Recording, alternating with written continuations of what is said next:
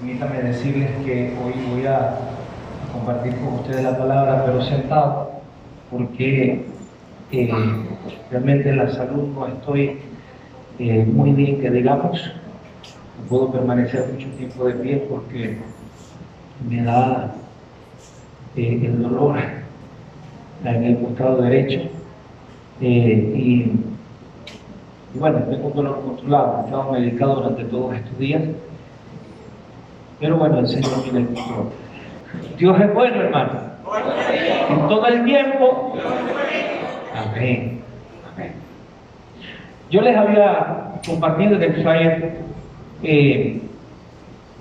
un tema, y está allí colocado, se llama Bajo la sombra de la cruz. Bajo la sombra de la cruz. Puede sonar muy bonito ahorita, ¿no? Hablar de una cruz, porque las palabras de la cruz pueden sonar algo noble, algo hermoso para nuestros oídos, o algo muy religioso, muy sublime en este siglo XXI. Pero si yo me pongo a ver la historia y me ubico precisamente en el primer siglo de nuestra era es después de Cristo, porque el mismo Señor Jesucristo fue alguien tan trascendente en el mundo, en la historia, que ha sido capaz de dividir la historia antes de Cristo y después de Cristo. No es que el mundo tenga solamente 2000 años, hermano. El mundo, la humanidad tiene mucho más de 2000 años. La Biblia trae cómputos de la humanidad hace más de 7000 años. Y el pueblo de Israel lleva precisamente ese tipo de cómputo, ¿no? Para nosotros, el mundo occidental, si se puede decir, el mundo que no es judío, tiene nuestro calendario dice 2024, pero para el mundo para el pueblo judío no estamos en el 2024, estamos casi en el año 7000 y de la creación. Entonces, pero cuando hablo del primer siglo, hablo del tiempo después de Cristo, cuando Cristo viene, cuando Cristo nace, cuando Cristo muere y resucita, y es a partir de ahí que se toma entonces el año 0 después de Cristo. Entonces ya hoy aprendimos algo, si usted no lo sabe. Cuando antes de Cristo el tiempo viene, se toma regresivo, y después de ese es desde 0 hasta en adelante, y bueno, cuenta el 2024. Pero en ese tiempo, en el primer siglo, decir la palabra cruz era casi decir lo mismo que la silla eléctrica. ¿Usted ha escuchado acerca de la silla eléctrica? La silla eléctrica en algunos países es un método de exterminio, de tortura, de exterminio, para aquellas personas que están destinadas o enjuiciadas para ser muertos, para ser asesinados. Los asesinos, esas personas en esos países se les da una pena de muerte, y normalmente pues la pena es la silla eléctrica. Y en ese primer siglo, cuando se hablaba de la cruz, era precisamente hablar de un condenado a muerte, un reo, es decir, alguien que era merecedor de una muerte tan terrible como la cruz. Los que eran ciudadanos romanos se les permitía morir, ser enjuiciados y morir si eran condenados a muerte, si se puede decir una muerte más piadosa, que era ser decapitados, porque supuestamente al ser una persona decapitada la muerte es rápida, aunque algunos médicos dicen que la cabeza dura cierto tiempo consciente después de que es decapitada. Prefiero no hablar tanto de eso porque ya el doctor se volvió medio extraño, pero y a los que no les gusta, pero hablar de la cruz entonces en ese tiempo era hablar de una condena, era hablar de alguien que era tomado como lo peor, lo peor. Entonces, ¿qué mensaje pudiera tener en ese primer siglo? Y yo quiero que usted pueda entender esto. ¿Qué tipo de mensaje pudiera tener ese instrumento de muerte cruel, humillante e implacable? No es de extrañar entonces que era una locura para la gente de ese tiempo hablarles acerca de la cruz. Y el evangelio, hermanos, es muerte. El evangelio, hermanos, es resurrección. El evangelio es cruz. El evangelio es humillación. El evangelio es cambio. Entonces, eso es la parte esencial de lo que es el Evangelio. En 1 Corintios capítulo 1, versículo 18, mire lo que dice la palabra muy claramente y va obviamente a explicar lo que les estoy diciendo aquí. Dice, porque la predicación de la cruz es locura a los que se pierden, pero a nosotros los salvos es poder de Dios. ¿Sí entiende esto? Muchas veces hay tantas cosas en nuestros corazones y cuando venimos a la casa del Señor entendemos que venimos cargados. ¿Por qué? Porque la casa del Señor es un hospital de alma, pero también es entender de que en este momento también es para colocar nuestras cargas en las manos de Él. Usted cuando venga a reunirse con el Señor, sé que tiene esas cargas. Y usted puede decir, Señor, aquí están mis cargas. Aquí está la situación que tengo desaliento, desánimo, tengo hasta molestia, rabia, pero hoy lo entrego en tus manos. Lléname de tu paz, lléname de tu gozo, y hoy quiero ser edificado. Pídaselo, hermano, cada día, y usted verá que Dios hace la obra en usted. Amén. Y regale siempre una mejor sonrisa. Devuélvame la sonrisa, pues. Ajá, así es. Bien, estoy hablando entonces en 1 Corintios 1:18. Y 1 Corintios 1:18 dice, porque la predicación de la cruz es locura a los que se pierden, pero nosotros los salvos, ¿es qué? ¿Es qué? Poder de Dios. Entonces, como les dije, la palabra de la cruz en el primer siglo era precisamente eso, era locura. Imagínense usted que un predicador en ese tiempo venga y esté predicando y Jesús, el Hijo de Dios, el Salvador del mundo, el que murió en una cruz, y yo me imagino a las personas que dicen, ¿qué? ¿Cómo? Ese Salvador del mundo, en vez de ser un gran general, en vez de ser un príncipe, un rey que tiene gran poder, que tiene ejércitos a su mando, y murió en una cruz, y murió azotado, murió avergonzado, casi desnudo. ¿Ese es el Salvador que yo voy a creer? No, no creo. No, usted está loco. Y eso es lo que la palabra nos enseña a nosotros. En ese tiempo, en el primer siglo, la palabra de la cruz era locura. Pero dice, a los que se salvan, esto a nosotros es poder de Dios. Y aunque es un mensaje extraño, considerado como locura para los que se pierden, a aquellos que confiamos en Él y los que se salvan, entonces esta palabra de la cruz se convierte para nosotros en el verdadero poder de Dios. Hermano, no hay evangelio sin mensaje de la cruz. No hay evangelio sin mensaje de la cruz. ¿Por qué? Porque hay un poder inherente en la predicación del evangelio verdadero. Y cuando hablo del evangelio verdadero es que hay falsos evangelios. Claro que sí, sí los hay. Y la Biblia me dice que vendrán falsos maestros, vendrán falsos cristos, diciendo yo soy el Cristo. Estamos viviendo esos últimos tiempos. Y precisamente entonces, cuando recibimos por fe, con fe, este verdadero evangelio, el oír y confiar en ese evangelio traerá el poder de Dios a nuestras vidas. ¿Usted lo cree o no lo cree? Era imposible para un apóstol en el primer siglo, cuando hablo de esos primeros apóstoles que fueron por el mundo predicando, predicar el evangelio de Cristo sin presentar la palabra de la cruz. Entonces, hoy en día pueden muchas personas predicar acerca de un estándar moral, pero eso no es predicar el evangelio. Hoy en día muchas personas predican acerca de una paternidad universal de Dios, pero eso no es predicar el evangelio. Y predicar tampoco una hermandad universal como hoy quiere en este tiempo darse, que todos somos hermanos, que no importa la religión que tengas, no importa esto que tengas, todos somos hermanos. Eso no es predicar el evangelio, hermanos. El evangelio es la palabra de la cruz. Y eso debe quedarnos a nosotros bien claro.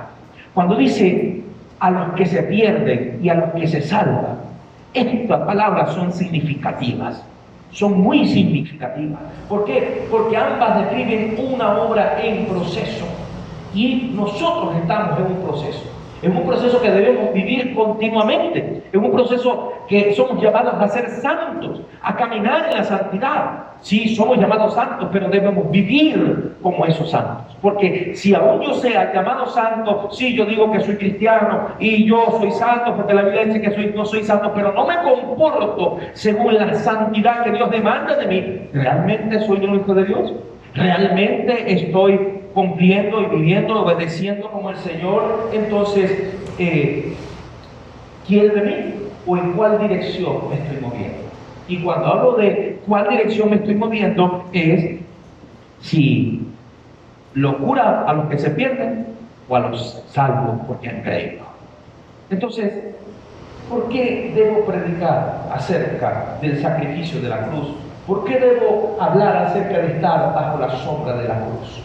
Y yo quiero hablarle acerca de algunos puntos que quizás usted diga, sí, yo lo sé, pero muchas veces sabemos algo y lo dejamos por de lado.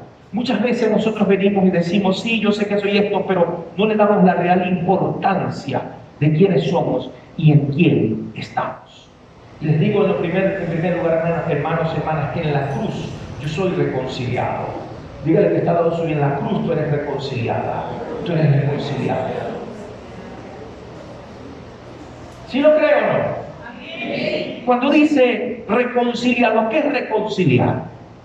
¿Qué es reconciliar? A los que somos casados, si usted se peleó con su esposa o si usted se peleó con su esposo y entonces viene y pasó y llega la noche, ¿qué es lo que tiene que hacer? Pero como que no queremos decirlo, hermano. Reconciliarse. Dice, no dejen que el sol se ponga sobre su enojo, porque si no, ¿qué? Le da por qué lugar al diablo. Así es, igual en la familia. Entonces, hay algo que es reconciliar. Reconciliar es recuperar el estado previo que ha sido quebrantado. Es un proceso por el cual dos partes que estaban distanciadas llegan a un acuerdo mutuo. Se vuelven a hablar. Y resulta que nosotros estábamos separados de la gloria de Dios por el pecado. Nosotros estábamos entonces muertos por consecuencia de nuestros pecados. ¿Qué dice Romanos 3:23? ¿Qué dice Romanos 3:23? A ver, por cuanto todos pecaron y están destituidos de la gloria de Dios, siendo ahora justificados gratuitamente por su gracia mediante la redención que es en Cristo Jesús. Entonces, usted que ha venido a Cristo Jesús, usted estaba apartado de Dios, usted estaba apartada de Dios, usted estaba separado de la gloria del Señor. Era enemigo del Señor y lo vamos a ver también. Entonces, pero ahora en Cristo Jesús, en la redención, ¿dónde ocurrió la redención? En la cruz. La acción de redención no ocurre cuando el Cristo viene. Cristo vino a cumplir un propósito, a cumplir algo, pero la obra redentora del Señor se consuma en el sacrificio de la cruz. En ese lugar. Y somos justificados gratuitamente por esa redención que es en el Señor. Efesios capítulo 2, versículo 13. Voy a utilizar mucha Biblia hoy. Y Efesios 2:13 dice, pero ahora en Cristo Jesús, ustedes que en otro tiempo estaban lejos, han sido hechos cercanos por la sangre de Cristo. Entonces, en la cruz, nosotros hemos recibido esa redención. Y esa redención ha sido por la sangre derramada de Jesús en la cruz del Calvario. Y ahora, entiendo esto, que al estar reconciliados con Dios, bien entienda por favor, y afirme lo que usted sabe, pero que muchas veces perdemos por las diferentes situaciones que nos ocurren, por las diferentes situaciones que nos pasan, y perdemos esa conciencia de lo que Dios ha hecho en nosotros. ¿Qué es lo que ha hecho? Que al estar reconciliados yo puedo obtener la paz que el mundo jamás puede darme. Esa paz que solo Dios me da.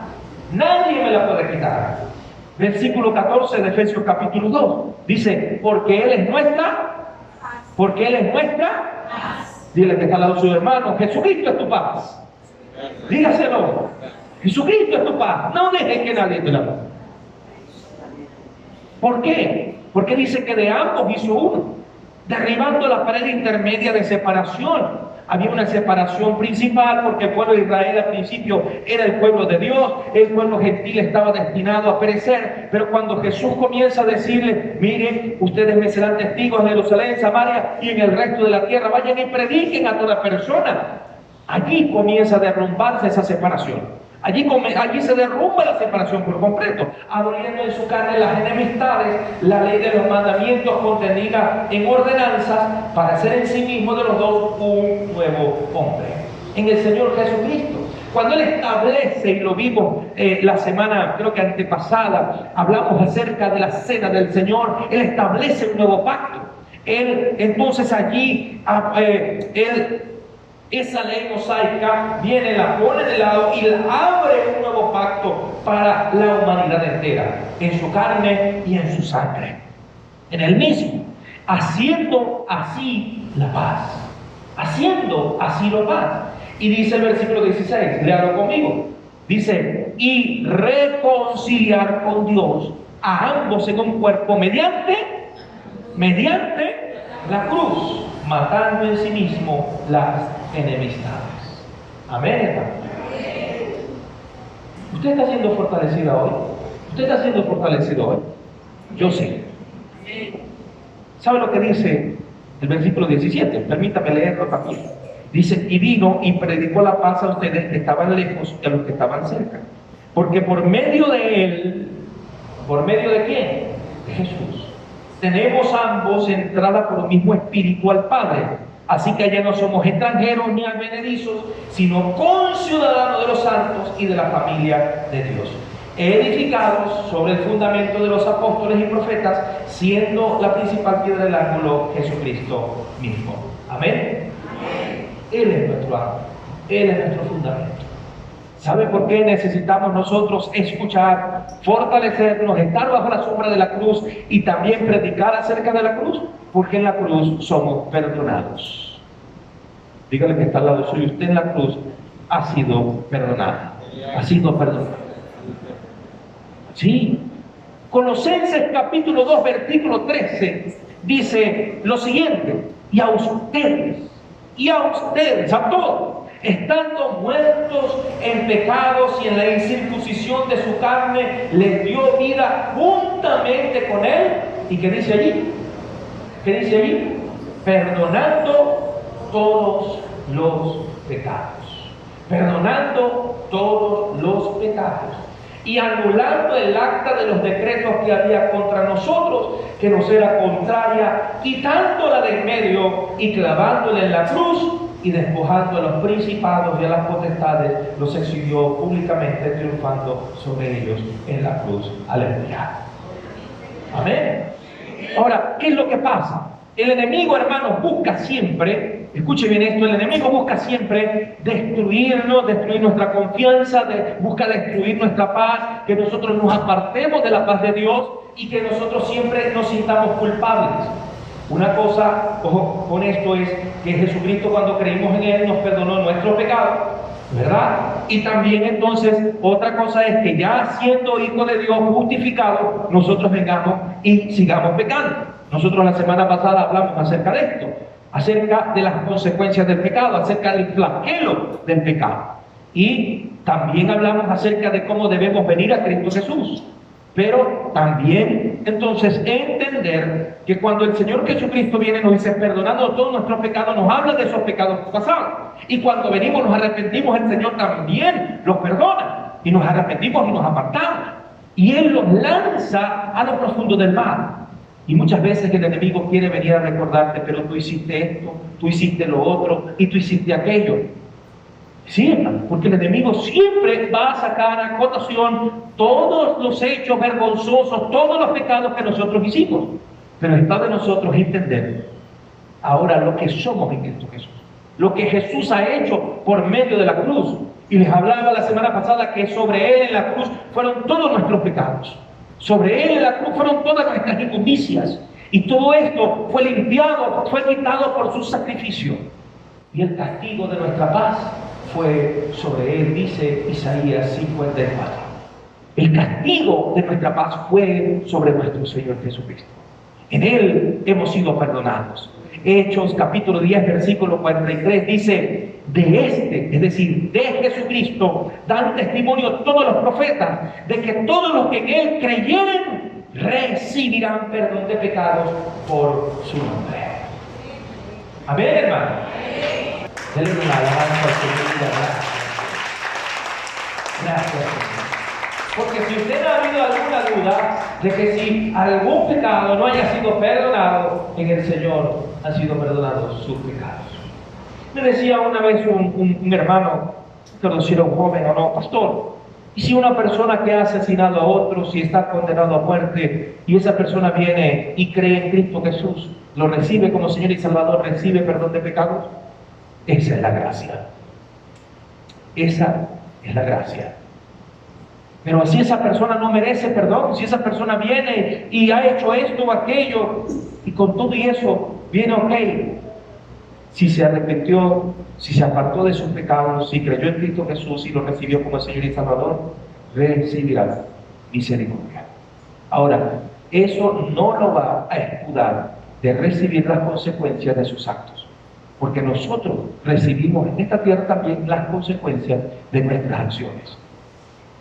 Tenemos responsabilidades. Es nuestra responsabilidad entonces venir y seguir adelante con Cristo. Es nuestra responsabilidad también, si yo he fallado en algo, recibir la disciplina necesaria y sujetarme a esa disciplina que el Señor me ha impuesto o que he recibido también por diversas acciones.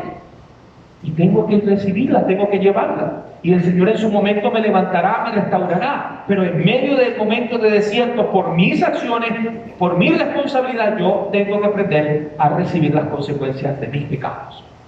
He recibido salvación, sí. He recibido perdón, sí. Pero las consecuencias quedan. Las consecuencias quedan. Entonces muchas veces de repente escucho personas, pero es que yo me arrepentí, pero es que yo esto, pero sigo teniendo esto otro. Esas son las consecuencias del pecado. Porque en esta vida tendremos consecuencias del pecado. En esta vida tendremos consecuencias de nuestras acciones porque somos responsables de cada una de nuestras acciones. ¿Hemos sido perdonados? Sí. El Señor nos dice, recibiremos perdón de pecados por su nombre. Pero recuerden que también recibiremos las consecuencias de nuestras acciones. Amén. Hay otra cosa hermosa en la cual nosotros tenemos que estar firmes y predicar la palabra de la cruz, entender que estamos bajo la sombra del Señor, de esa cruz. ¿Por qué? Porque en la cruz soy rescatado. Dígale que está al lado suyo, en la cruz ha sido rescatado. Ha sido rescatado. ¿Usted lo cree o no lo cree? Primera de Pedro capítulo 1 versículo 16. Primera de Pedro 1, 16 dice, porque Cristo está, sed santos porque yo soy santo. Es decir, eso depende de mí.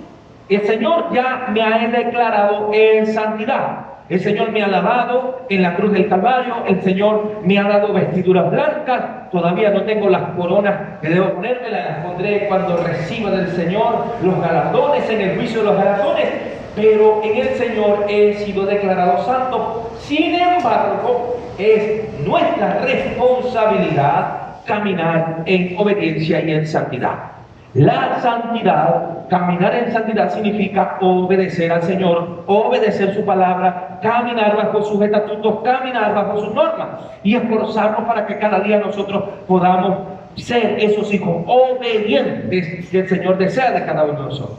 Entonces, porque Cristo está, sed, no es una petición, no es un rogativa, no es será que puedes, será que quieres, será que si te da el deseo, es una orden tácita que el Señor nos da y nos dice, sean santos porque yo soy santo.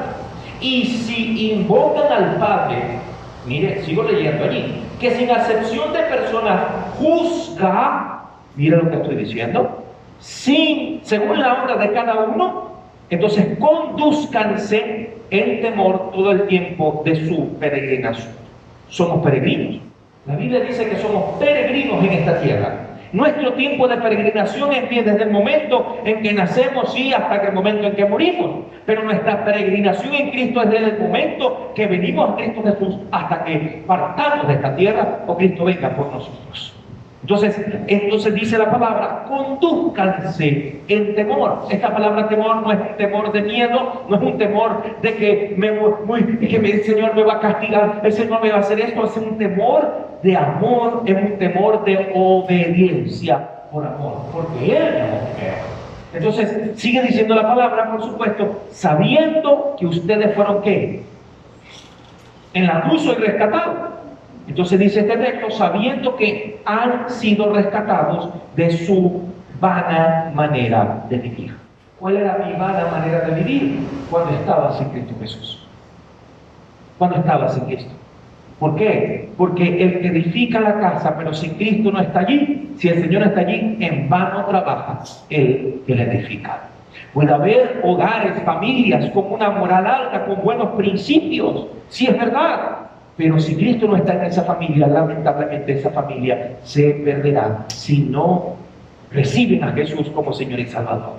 Puede haber una persona que puede dar para el pueblo del Señor, para la obra de Cristo, puede aportar grandemente en una iglesia, puede aportar para la obra misionera, puede aportar para el trabajo con los niños, etc. Pero si esa persona en su vida no recibe a Cristo Jesús como Señor y Salvador, no tendrá la salvación ni la vida eterna. ¿Qué es lo que pasa? Esa persona, dando para la obra del Señor, recibe bendición en esta tierra. Pero si no ha recibido a Cristo como Señor y Salvador, vana ha sido su aporte. ¿Por qué? Porque su alma se perdería. Necesita entonces venir a Cristo Jesús. Necesita ser rescatado, necesita ser rescatada por Cristo Jesús. Entonces, y es por eso que dice, ustedes han sido rescatados de su vana manera de vivir, la cual recibieron por tradición de sus padres, no con cosas corruptibles como oro o plata, ahora, sino con la sangre preciosa de Cristo, como de un cordero sin mancha y sin contaminación. Hemos sido rescatados. Usted si ha creído en Cristo, usted ha sido rescatada. Si usted es rescatado, si usted no ha creído todavía en Cristo como Señor y Salvador, necesita ser rescatado, necesita ser rescatada. Y necesita en este momento clamar como el apóstol Pedro clamó cuando estaba en medio de la tormenta, cuando estaba allí caminando en medio del mar y quitó su mirada de Jesús. Vio al mundo, puso su mirada en el mundo y entonces comenzó a hundirse y le dijo, le gritó al Señor, Señor, socórreme, Señor, rescátame, Señor, sálvame. Y la Biblia dice que el Señor asió de él. La palabra asir no significa ni lo agarró por los cabellos que lo debía tener largos, ni lo tomó de la mano, sino que lo cargó literalmente en sus brazos, como un bebé pequeño cuando usted lo carga. Así agarró el Señor Jesucristo a Pedro. Le dijo, sí, hombre de poca fe, ¿por qué ayudaste? Pero le llevó, lo rescató de entonces de morir y lo colocó entonces en la barca. Hermano, mi hermana, hemos sido rescatados en la cruz. Pero si usted hoy no tiene al Señor, hoy le digo nuevamente, venga a Cristo Jesús y clame al Señor como Pedro, Señor, rescátame. Amén. ¿Por qué? Porque también entonces hay otro principio hermoso que en la cruz el Señor hizo por nosotros. En la cruz hemos sido salvados.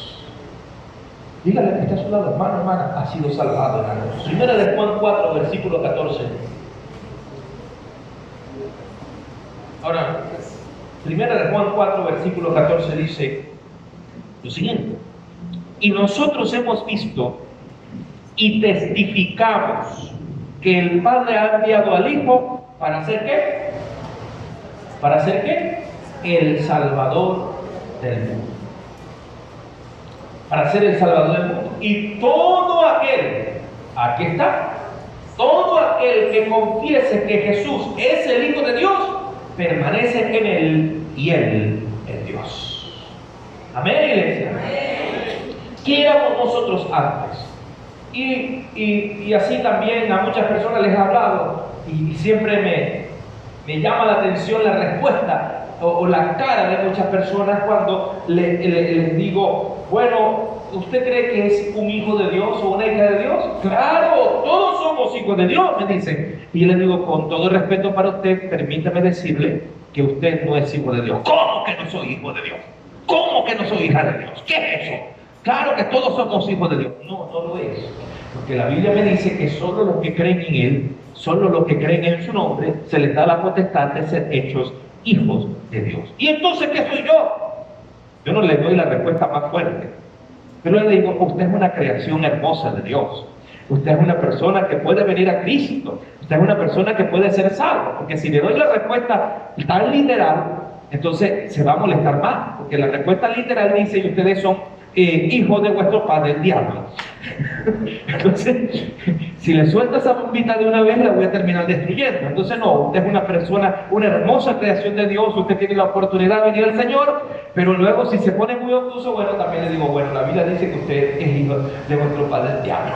¿Cómo? No va a ser, pues, ¿cómo es posible eso? Bueno, la Biblia lo dice, no lo digo yo. Ahora, ¿qué es lo que me dice la palabra? Que yo sin Cristo antes era enemigo de Dios, era un advenedizo, un extraño para el Señor. Ah, bueno, pero si yo le pido a Dios y Dios me concede todas las cosas, Dios está para todo el mundo. Dios por amor está para todo el mundo, y Dios en su misericordia puede responder a las peticiones de las personas si vienen con sinceridad a Él. Pero si responde aquel que es un advenedizo, ¿cómo no responderá el Señor para aquellos que son sus hijos? Y Dios no responde, responde grandemente a sus hijos. Entonces, antes yo era un enemigo de Dios, pero ahora por el sacrificio de Jesús en la cruz soy salvado, y usted es salvada por el medio de Jesús, por el medio de su sacrificio. No escucho la amén a eso. Amén. Amén. Gloria a Él, gloria al Señor. Y nosotros tenemos que decir gracias, Señor. Eres maravilloso. Colosenses capítulo 1, versículo 20. Colosenses 1:20 dice, y por medio de Él reconciliar todas las cosas consigo, así las que están en la tierra como las que están en el cielo, haciendo la paz mediante la sangre de su cruz. ¿Sí está conmigo? Y mire, dice esto, y también a ustedes, que eran en otro tiempo extraños y enemigos en vuestra mente por las malas obras, ahora Él los ha reconciliado en su cuerpo de carne, mediante la muerte, para presentarlos santos y sin manchas e irreprensibles delante de Él. Amén, hermanos. Amén. Sin embargo, porque aquí está, y cuidar a nuestro hermano, ahí hay un pero. Sin embargo, aún hay quienes, siendo salvados, quieren seguir siendo enemigos de Dios. ¿Por qué? Por las pasiones, por los deseos de la carne, por el amor al mundo más que al Señor, y así se constituyen, esta vez voluntariamente, en enemigos del Señor. Antes éramos enemigos involuntarios de Dios. Ahora muchos, al dejarse llevar por sus bajas pasiones en la práctica del pecado, ¿se recuerdan de ese tema la semana pasada? ¿Okay? La diferencia de caer en pecado y de practicar el pecado. Por la práctica del pecado, voluntariamente se pueden constituir enemigos de Dios. ¿Y dónde lo dice, pastor? ¿Por qué lo dice? Sí, me escribía un varón en estos días, es que la gracia es gracia donde sea. Está bien, la gracia es gracia donde sea, es verdad, pero también el Señor tiene sus normas. En Santiago capítulo 4, versículo 4, Santiago 4, versículo 4, y le doy esta versión, en su versión dice, oh almas adúlteras, pero esta versión dice, adúlteros y adúlteras. ¿A quién le está hablando? Le está hablando a la iglesia, le está hablando al pueblo de Dios. Y les dice muy claramente así, aquellos que no quieren vivir bajo la santidad, bajo la sombra de esa cruz, para los que quieren andar constituyéndose voluntariamente enemigos de Dios por sus deseos, por sus anhelos, por el deseo del mundo más que el Señor, adúlteros y adúlteras, no saben que la amistad del mundo es enemistad contra Dios. Cualquiera pues que quisiera ser amigo del mundo se constituye enemigo de Dios. Piensen ustedes que la Escritura dice, hermano, el Espíritu Santo, que Él, el Señor Jesús, ha hecho morar en nosotros, ¿nos anhela celosamente? No. El Espíritu Santo viene y dice, chévere, esta es mi casa, voy a tratar de mí, pero resulta que mi casa se convierte en un prostíbulo. Y el Espíritu Santo ¿es qué? Santo. ¿Sí o no? ¿El Espíritu Santo puede convivir en un prostíbulo? Obviamente que no. Por eso que dice, oh adúlteros y adúlteras, y le habla a la iglesia. ¿No saben ustedes entonces que la mitad del mundo es enemistad contra Dios? Entonces viene y voy al versículo de 6 y dice, mas Él da mayor gracia. ¿Mayor gracia para qué? Para arrepentimiento y perdón de pecados. Por esto dice, Dios resiste a los soberbios y da gracia a los humildes. ¿Qué es lo que quiere decir con esto? No te quieres arrepentir de tus pecados, no quieres dejar el deseo de tu carne, quieres seguir en tus acciones a pesar de tener las herramientas suficientes para poder ser libre del pecado del cual ya el Señor te salvó, ya el Señor te liberó, pero tú entonces voluntariamente quieres encadenarte. Si no quieres hacerlo, entonces Dios mismo te va a resistir, porque te constituyes enemiga del Señor voluntariamente. Pero si venimos a Él arrepentidos, el Señor entonces nos da perdón de pecados, limpia de todo pecado y nos ayuda a levantarnos. Dice uno de los salmos, me sacó del lodo cenagoso, puso mis pies sobre la piedra. Y entonces dice el salmista, estoy parafraseando, entona cantos de alabanza por la libertad que el Señor le ha dado. Amén. Amén. ¿Qué debo hacer entonces para permanecer en esa amistad con Dios? Si usted está anotando, anote esta pregunta. ¿Qué debo hacer para permanecer en esa amistad con Dios? ¿Por qué? Porque dice allí la Biblia de que la amistad del mundo es enemistad contra Dios. Ahora, ¿cómo puedo yo permanecer como amigo de Dios? Versículo 7. El versículo 7 me lo dice. Lo primero que tengo que hacer es someterme a Dios. Sométanse pues a Dios. Y sometimiento a Dios es deja tu orgullo, deja tu vanidad, deja esa rebeldía y comienza a caminar conforme a lo que el Señor nos dice y enseña en su palabra. Sométete a Dios, camina en obediencia. Sigue diciendo, resiste ¿a quién? Al diablo. Y no es que vamos a resistir como aquellos que decimos que parecemos son, aquí yo soy David, tú eres Goliat, ven contra mí. Porque muchas tentaciones hay que resistir y muchas otras hay que huir. Sí, es sencillo, ¿no? Entonces, ¿en quién resisto? Resisto en el Señor. Resisto caminando en obediencia. Resisto sometiéndome al Señor. Porque nos dice, resiste al diablo y huirá de vosotros. Versículo 8, aquí está otra manera de cómo yo me constituyo amigo de Dios. La mejor manera, ¿cómo es, hermano? Acércate a Dios y Él se acercará a ti. ¿Cómo puedes decir tú que alguien es amigo tuyo?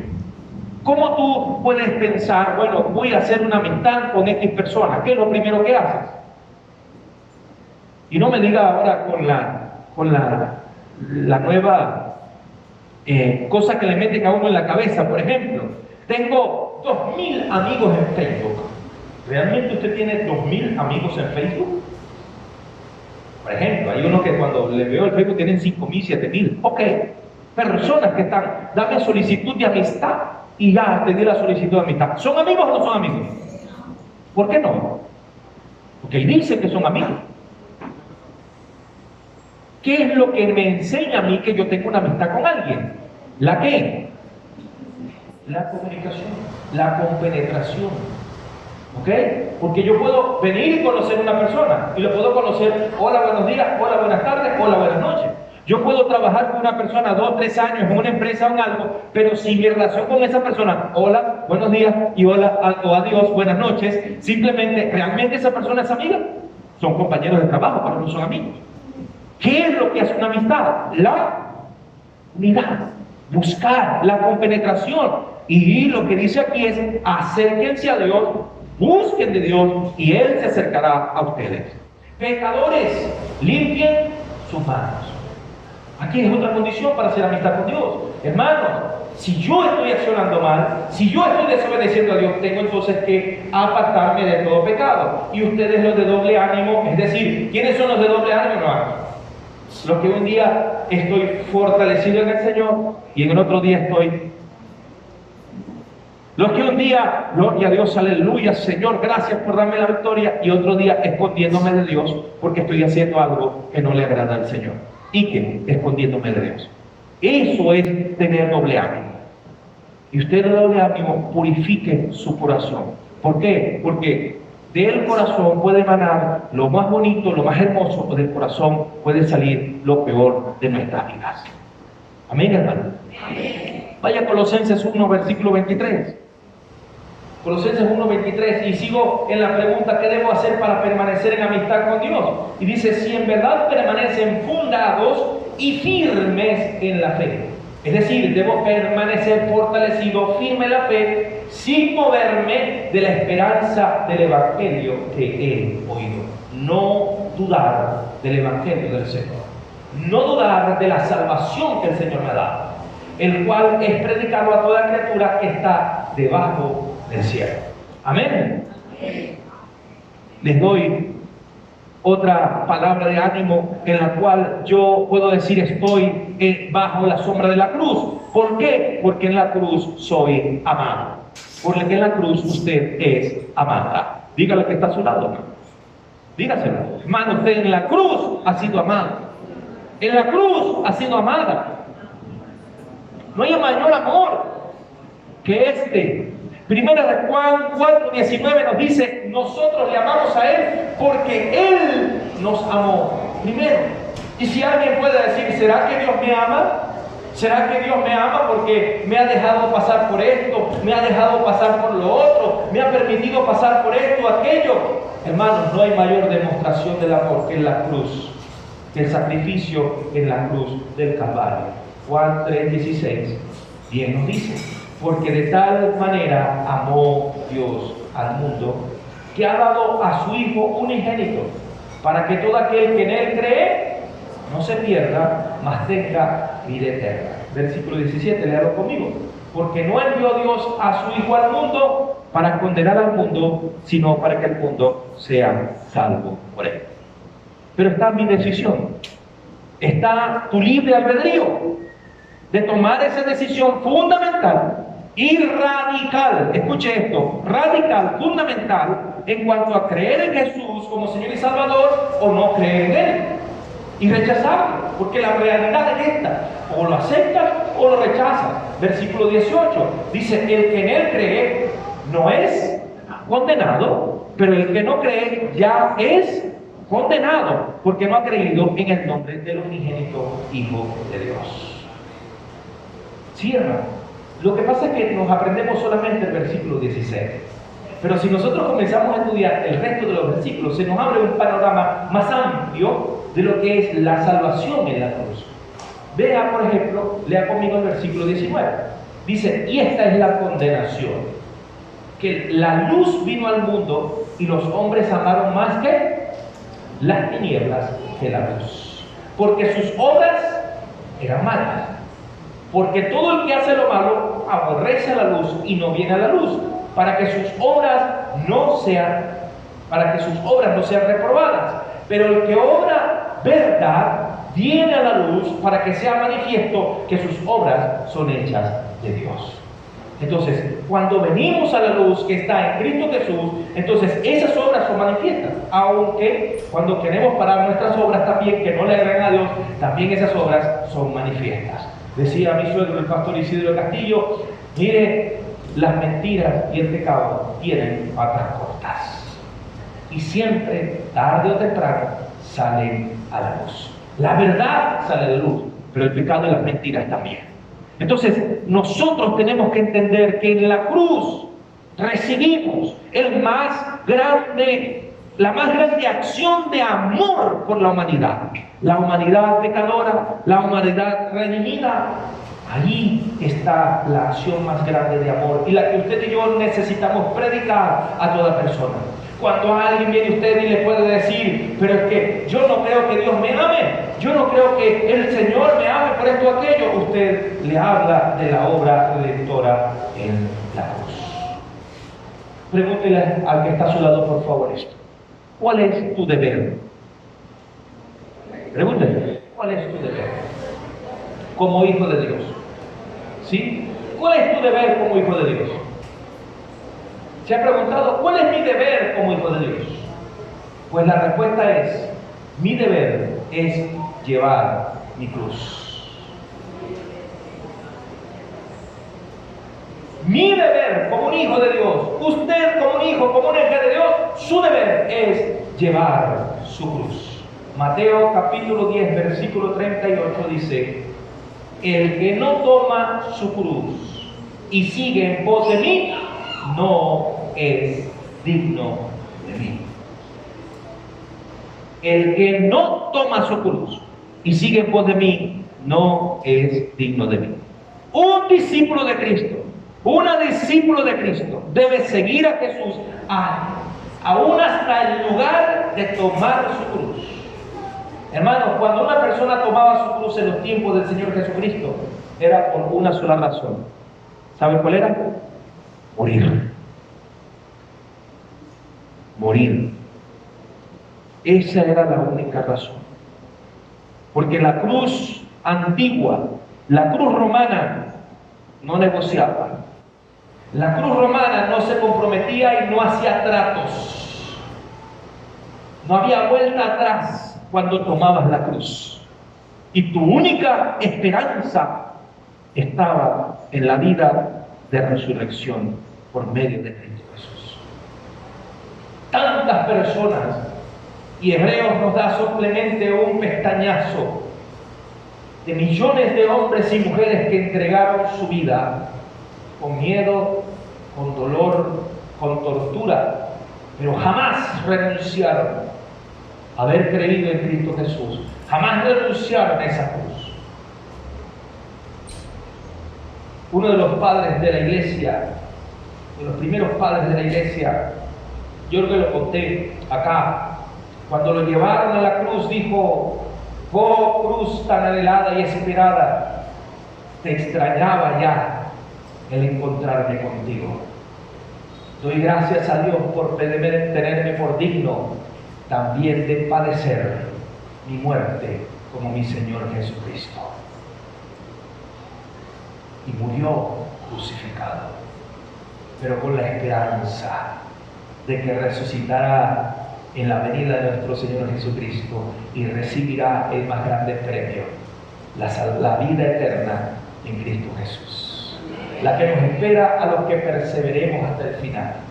Porque la Biblia nos dice que en los últimos tiempos, por haberse multiplicado la maldad, el amor de muchos se enfriará, mas el que persevere hasta el fin, ese será salvo. Aleluya. Mi hermano, mi hermana, tu cruz no es realmente un problema que tengas o una prueba en particular. La cruz significa, repito, una sola cosa: muerte.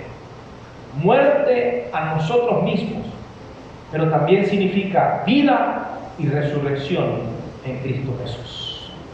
Mateo 10, pero versículo 39 dice, y el que hallare su vida, la perderá, mas el que perdiere su vida por causa de mí, la hallará. Y esta es una paradoja. No sé si usted se pone a entender un poquito esto.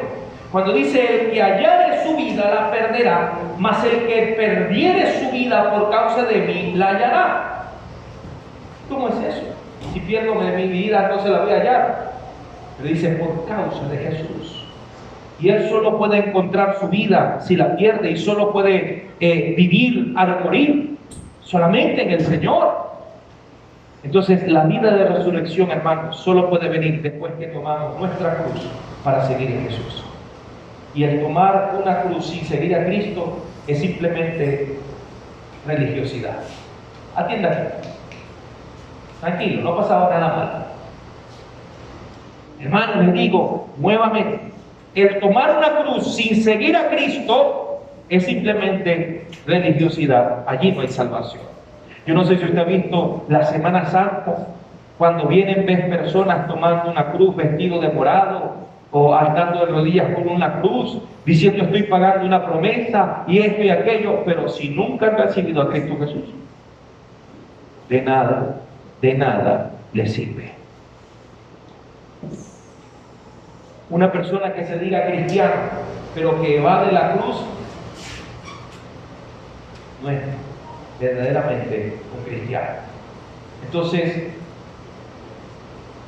hay personas que prefieren lo del mundo que renunciar a lo que el mundo les ofrece para venir a Cristo Jesús y esperar en Él la futura promesa.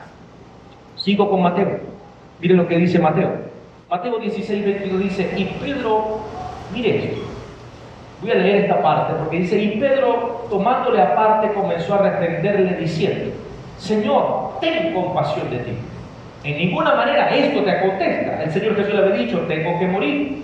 Entonces el Señor Jesús volviéndose le dijo a Pedro, quítate de delante de mí, Satanás, me eres tropiezo, porque no piensas en las cosas de Dios, sino en las de los hombres.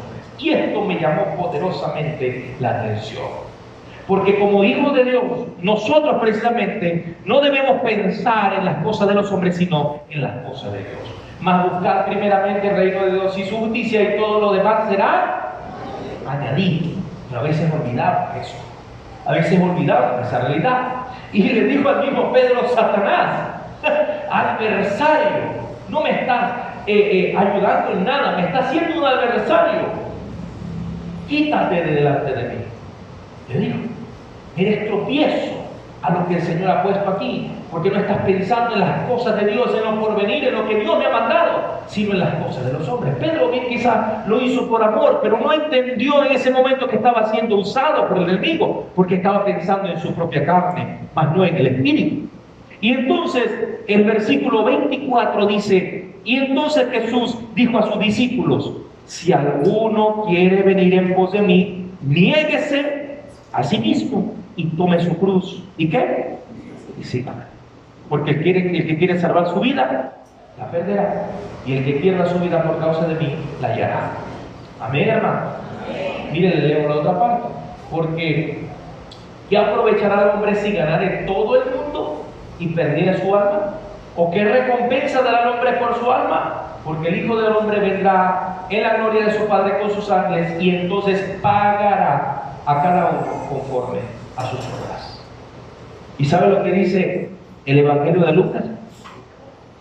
En el capítulo 14, versículo 26 dice, y cualquiera que no lleva su cruz y viene en pos de mí, no puede ser mi discípulo. Por eso dije que hay muchos que dicen que son cristianos, pero no quieren llevar la cruz que les toca llevar.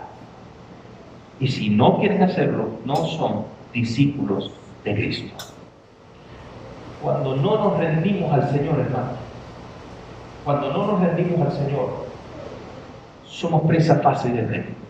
Cuando yo como cristiano no quiero llevar mi cruz, cuando yo como cristiano no quiero morir a mí mismo, yo estoy dándole una apertura, estoy dando puerta abierta, y escuche bien, a los demonios, para que sigan adheridos a mi carne, para que sigan haciendo en mi carne para buscar destruirme, y que busquen alentar los bajos deseos de mi carne para hacerme caer constantemente. ¿Qué tengo que hacer? Morir a mí, rendirme al Señor. Mi rendición verdadera a Cristo es la que me va a dar la victoria en mis batallas personales, en mis batallas contra mi carne y contra las tentaciones externas.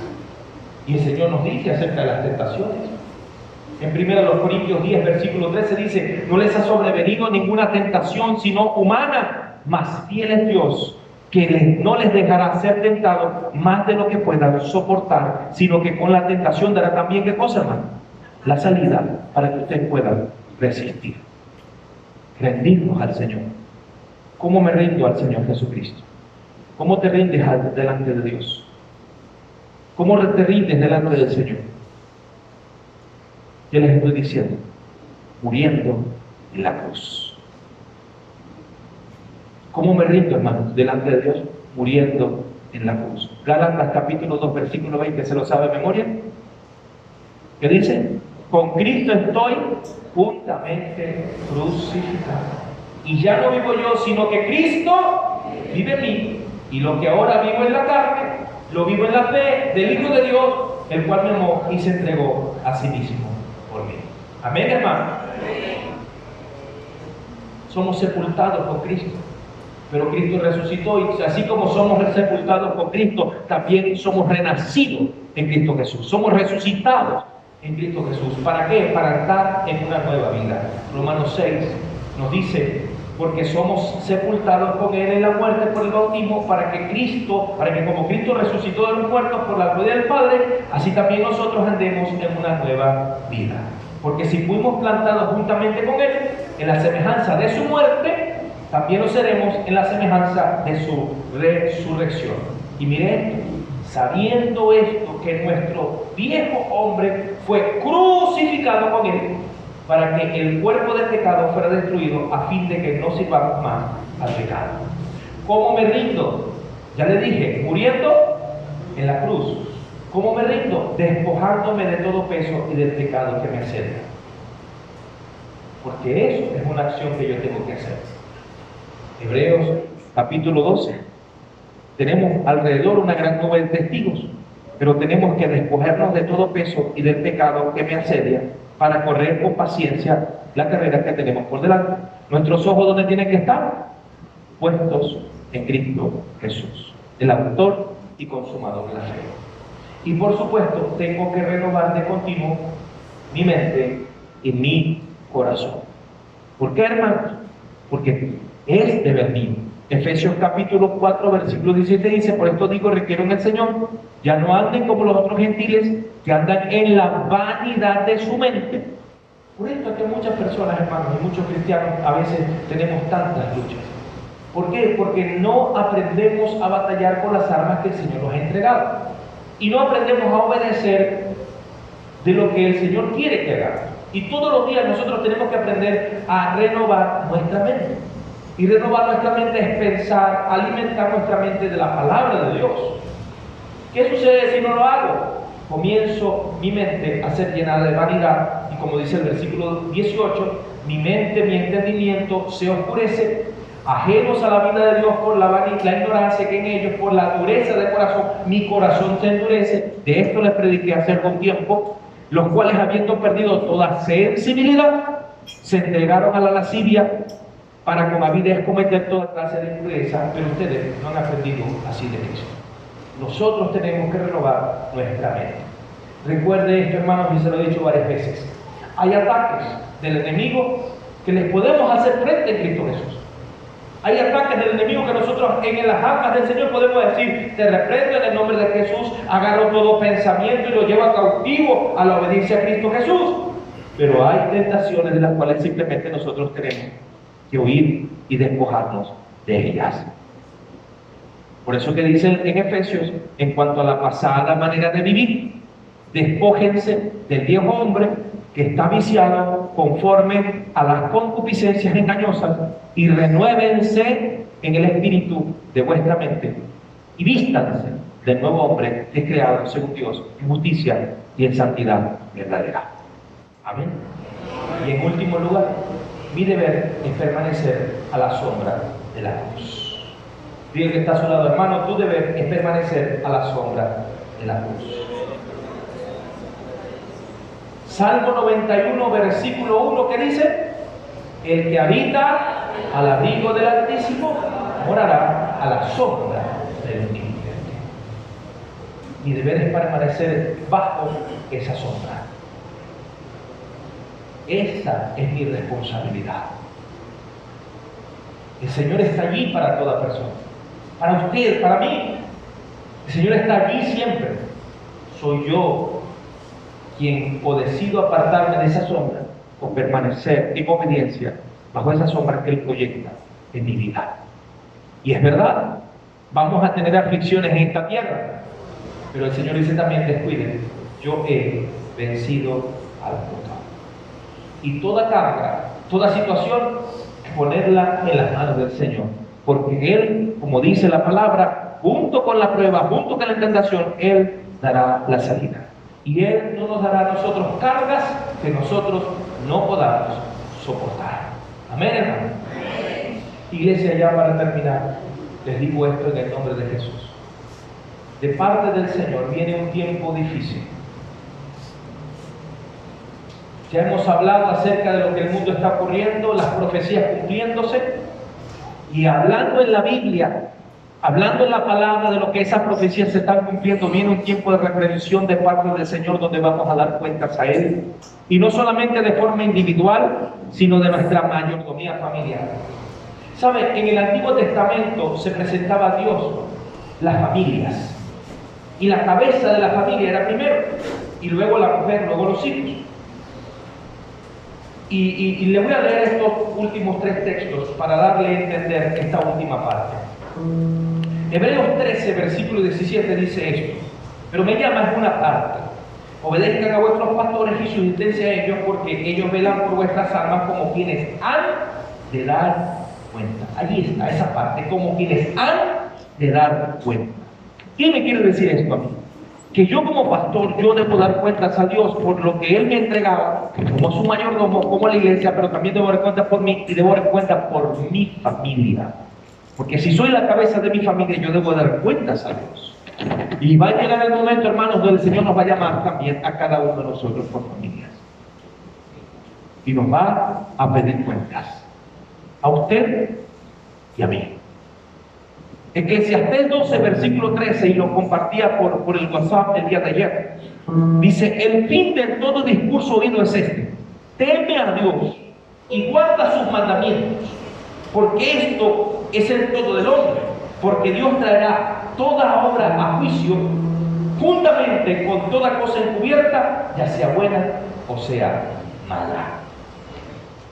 Mire esto, y le comparto este otro, 1 de Pedro 4:17. Y 1 de Pedro 4:17 dice: porque es tiempo, y este es lo más fuerte, que el juicio comience por la casa de Dios. Y si primero comienza por nosotros, ¿cuál será el fin de aquellos que no obedecen al Evangelio de Dios? Y si el justo con dificultad se salva, ¿en dónde aparecerá el impío y el pecador? Mi hermano y mi hermana, los que nos ven por este video, y usted, si no ha recibido a Cristo como Señor y Salvador, ha llegado el tiempo que como iglesia tenemos que tomar una decisión bien clara y bien radical. O tomamos la cruz de Cristo, o nos apartamos al mundo de sus deseos. Porque para el Señor, hermano, no hay medias tintas, no hay café con leche. Para el Señor, o estás frío o estás caliente, pero no tibio. Porque le dice a hombre de la iglesia, y nos dice a nosotros: por cuanto no eres ni frío ni caliente, sino tibio, te voy a vomitar de mi boca.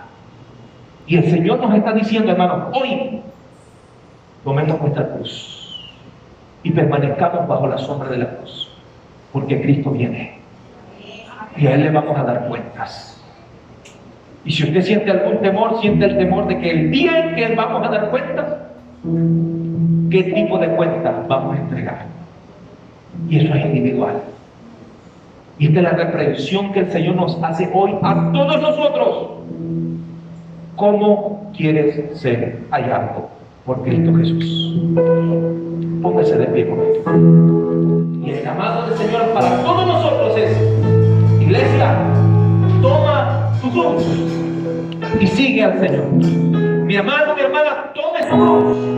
Ha llegado el tiempo de tomar nuestra cruz y seguir a Cristo. Y tomando nuestra cruz, permanecer a la sombra de esa cruz. Van a venir tiempos más duros, iglesia, en el mundo entero, porque la Biblia nos enseña y las profecías nos dicen que los tiempos van a ser más y más fuertes y la iglesia va a ser perseguida. Pero también recuerde que el Señor no desamparará a su iglesia, porque el Señor va a purificar a su iglesia, y es tiempo de que el juicio comience primero por la casa de Dios. Pero es para purificarnos, es para fortalecernos y para prepararnos para ese glorioso momento cuando Cristo Jesús venga por su iglesia. Y como dice la palabra, al sonar la última trompeta en un abrir y cerrar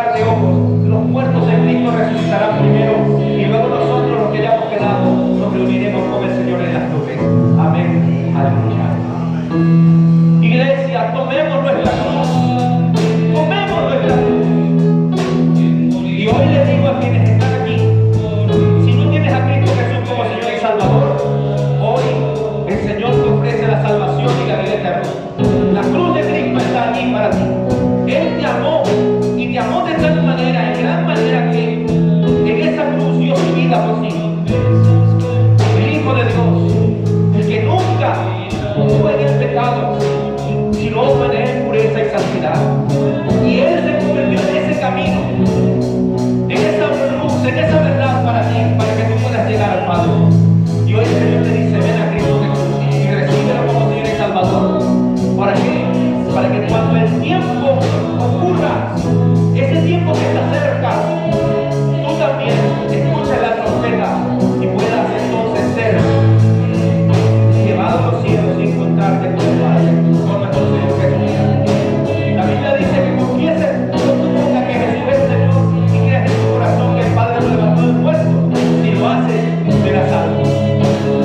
Hoy oramos por ti y te pedimos a usted, joven, jovencita, ven a Cristo Jesús y recíbelo, porque Él en esa cruz te ha amado y te puede dar perdón y salvación y vida eterna. Padre, te alabamos, glorificamos tu nombre, Señor, y te damos las gracias infinitas por tu amor. Gracias, Señor, por tu sacrificio en la cruz. Gracias, Señor, por tu amor. Gracias, Señor, por tu amor inmesurable. Gracias, Señor. No nos queda más que decirte gracias. Señor, límpianos, fortalécenos, edifícanos. Señor, hemos aprendido que hemos sido redimidos, que hemos sido amados, que hemos sido perdonados. Y que en esa cruz, Señor, debemos permanecer el resto de nuestra vida en esta tierra. En el nombre de Jesús, Señor, glorifícate en cada uno de los que estamos aquí. Límpianos, purifícanos, Señor, y ayúdanos, bendito Dios, a perseverar y jamás desmayar. No importa lo que venga, estamos confiados en ti.